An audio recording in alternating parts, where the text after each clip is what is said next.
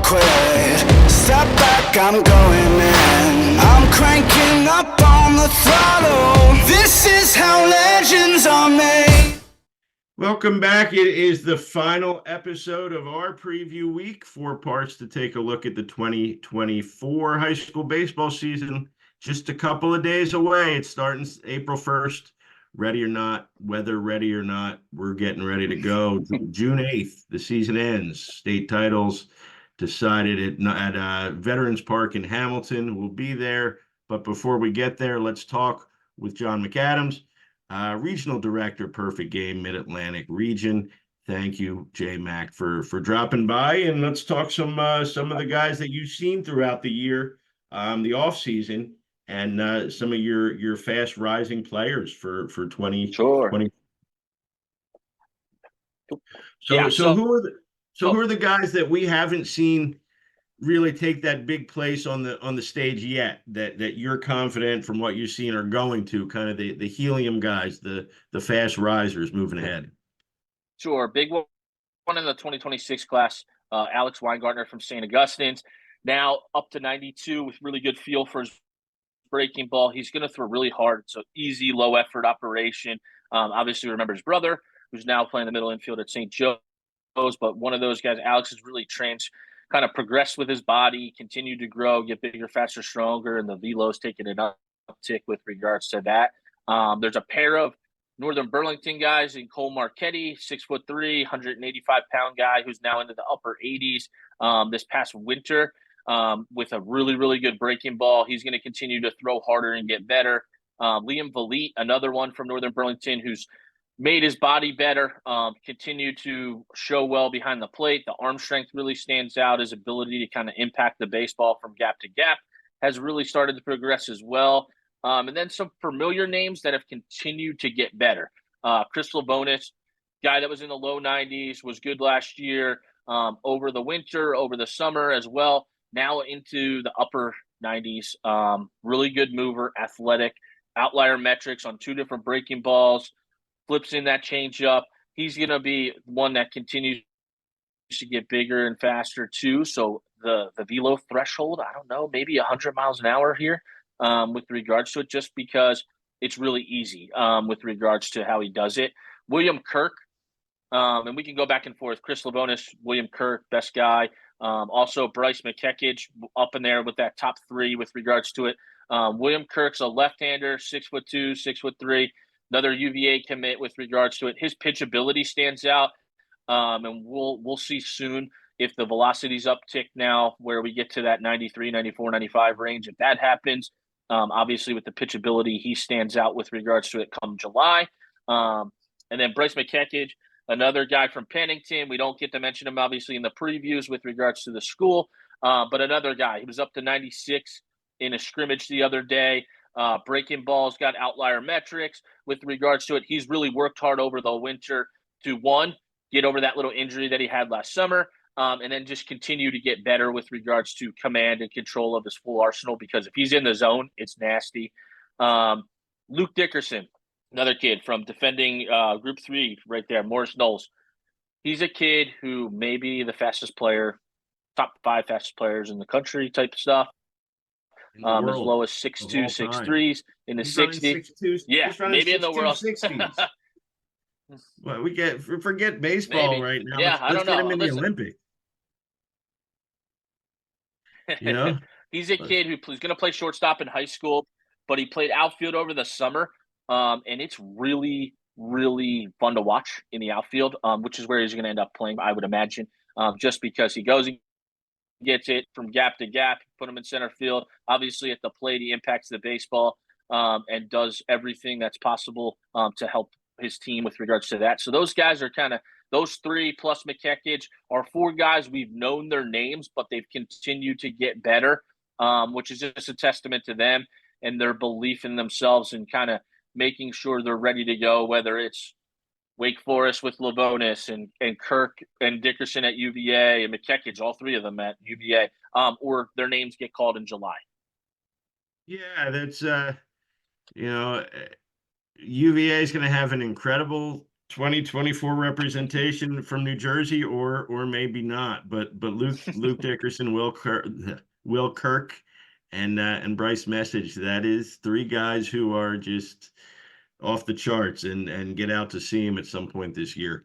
So if you're a coach and need some last minute help, or you're looking for some uncommitted guys, who are some of the top uncommitted guys?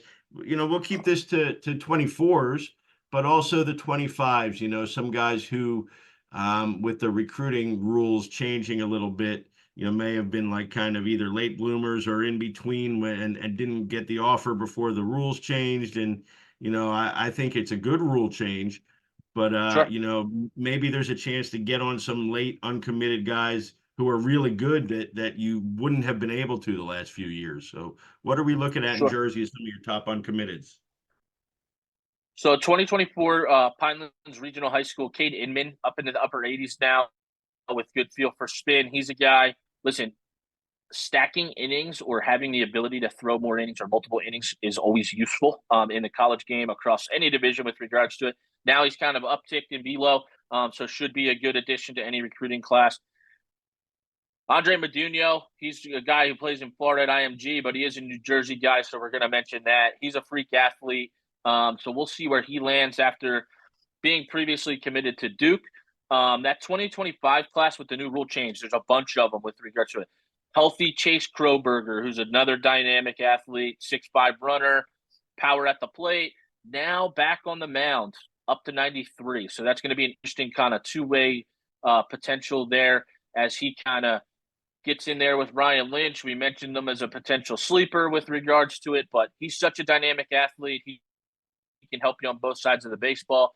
Logan Dawson from Eastern, a kid who's a multi-sport athlete who kind of not had a roller coaster, but he's just never really been able to divide all his time up to just baseball. So he's an interesting athlete that can help guys on both sides of the baseball as well. It'll be interesting to see what he chooses. I know he's a really good quarterback and so forth too. So we'll see, but he's a really interesting athlete. Andrew Parisi, whether he sticks behind the plate or ends up at first base, that power plays anywhere. He's another kid who, as a freshman, had double-digit homers, continues to obviously get bigger, faster, and stronger. Jason Dobis, we mentioned with St. Augustine. He's in uncommitted 2025, really good body, up to 91 now, starting to spin the baseball. Ryan Leach from Woodbridge is another guy, 6'3", 200 pounds, big, strong, durable right-hander, into the upper 80s, even touching low 90s with really good breaking ball. He can help guys stack innings. Listen, if that's the college game now. You have to stack innings and be able to kind of manipulate through lineups once, twice, and just go from there. So he's a good addition. Austin Buchanan from Delsey, who we mentioned, he's another kid. Doesn't really have a plus tool, but he does everything right, everything correct, can help you at the plate, help you defensively with regards to that. And then we'll finish it off, trio of left-handers. Luke Wood from Pennsville, Finn Haynes from England, and Dylan Patero from Kingsway. All three left-handers, obviously different components to each of them. Finn's now touching the upper 80s, at 87, 88 range. He had really good pitchability coming into it, but now starting to throw harder. Luke Wood, really quick shoulder with regards to his arm strength and so forth too. If he can kind of reel in the command, stay healthy there, it's a dynamic type arm guy that can help you in a multitude of ways. And then Dylan Patero is a kid whom some may not know at all. He's another left-hander, good body, throw strikes up into the upper 80s with good feel for spin. So the trio lefties to finish it off. Listen, we talked about it before too. Lefties, if you can throw strikes with multiple pitches and so forth too, there's always going to be a place somewhere for you. So as these kids obviously continue to get a little bit harder, throw harder and so forth too, it's obviously useful. But that pitchability stands out from the left side for all three. If Luke is an X factor, if he can kind of command the zone a little bit better, he's got a real shot there too. Some of the other underclassmen now, we're talking really a lot of 26s and 27s that should be, well, 27s it's going to be tough. But really the 26s that you see kind of making their presence felt this year. Sure. Jason Almabert at the top.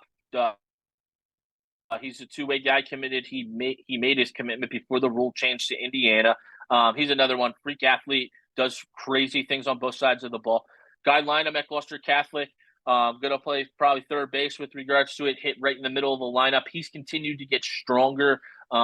He's just such a really high baseball IQ type guy with really good tools that are going to continue to get better. So I expect him to continue to make another jump with regards to it. Mikey Gilligan out in Lakeland Regional. People may be like, oh, where's Lakeland Regional and so forth too. But if you get to see them play, this kid's legit. Switch hitting catcher with a bazooka. Went down to our fall Southeast World Series kind of as like a coming out party, let's say, across the national scene. Was MVP of that event with teams and players from all over the country. Christopher Morano, we mentioned from DePaul as well. Some of the nasty, he's actually an uncommitted 26 for now.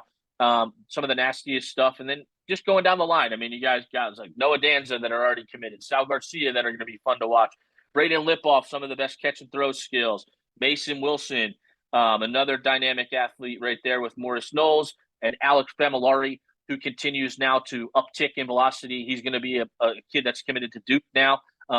That's kind of the theme we see. We have a lot of guys in New Jersey committed to UVA and Duke. So the testament of, listen, they're both like top 15 in the country. So New Jersey baseball players can play. Yep. One quick correction, because we don't want the Randolph people upset at me, but Mason Wilson's at Randolph. And if he was at Morris Knowles, that wouldn't even be fair. That would just that wouldn't be right this year. So no, we got to spread that around a little bit. Why is it right? Because the 2026, I don't remember seeing the numbers, the depth of players to have made an impact on the national stage as the 2026s. You know, whether it's Jason Amalbert, whether it's Guy Lineham, who has added pitching. Well, I mean, he always could pitch, but now he's like hitting 90 off the mound to his repertoire. Mickey Gilligan, as you said, who's got like pro level pop times already. What is it about the 26s that has allowed them to have that impact nationally that they maybe haven't had in the past? So listen, you're starting to see it across the board in Northeast and New Jersey too as well. Listen, the training modalities and the training that these kids do, both in the weight room and with their skills, is now crazy because we have to do it inside most of the time. Plus, it's just become, listen, you have to do it to kind of stay up with everybody with regards to it. And then obviously, listen, platforms like Perfect Game, getting out and playing against those peers and so forth within the country, helps them be ready and get better. They always want to up the ante. Listen, we talked about playing with like-minded players or playing against like-minded players. It's almost a competition when you're going with regards to those platforms, whether you're playing in Georgia at the WWBA or in Florida, or even our national showcases with regards to it. The competition across the country allows for the Northeast kids to go to these events and then just know what they have to do to get better or continue to get better. And listen, they're really, really good from a skill perspective, from a talent perspective, and now they're getting out there on that national level and being able to be seen and ranked appropriately as to where they should. Last question, because we're closing in on April 1st and it's almost time to get it going for real, and all of our opinions will be moot at that point. We got Del Barton and we got GC, or we got GC and Del Barton is 1 and 2. Give me a few teams that could knock them off at the end of the year and be in that top spot. Oh man, I mean, Morris Knowles is probably the best public school, you'll say, because of just Luke Dickerson and all the stuff that they have going on with being defending champions. Somebody that can knock them off. That's a good question. I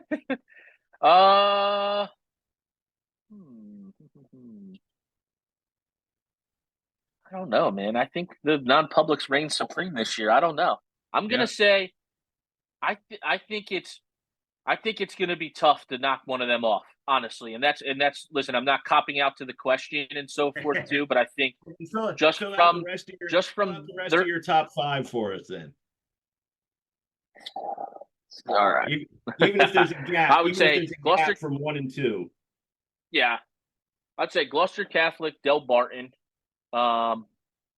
Morris Knowles, Red Bank Catholic can be 3 or 4. with regards to it. And then I'm going to say a sneaky one, and I like Seton Hall Prep. I don't know. I just like the sum of all parts and what they've continued to kind of do with regards to it. So Gloucester Catholic, Del Barton, Morris Knowles or Red Bank Catholic 3 or 4. Probably Red Bank Catholic, we'll say 3. Morris Knowles is the best public school, and then Seton Hall Prep to round it out.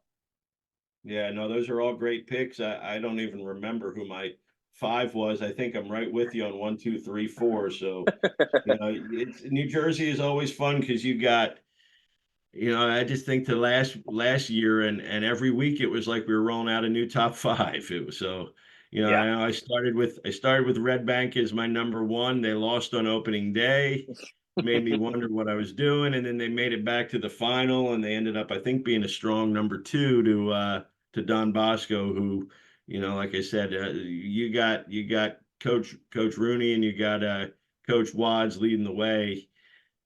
Be silly to ever count them out. So, going to be a great absolutely. year. Going to be a great year. We appreciate the help with the previews. No problem. Look forward to seeing you out there at the field as soon as the weather gets warm. Absolutely, you Oh, too. it's always Appreciate it. You're always good. It's wimps like me that need it to be like over 50 degrees. I don't know. I used to be a shorts guy, like nonstop. Now as I've added some years to my age, now I'm starting to get cold. We get old, we get cold. So we'll see everybody out at the field. We thank you for watching and get ready for some 2024 baseball.